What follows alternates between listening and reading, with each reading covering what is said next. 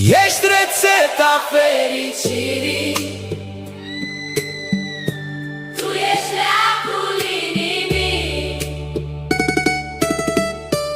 cu iubire peste rană, și mă vindeci zi de zi. Tu mi conosci și non puoi dubitare, tramite a Mi-ai pus zâmbet pe inimă, tu C'è gente che ama mille cose. fericirea mea ești tu. E sì,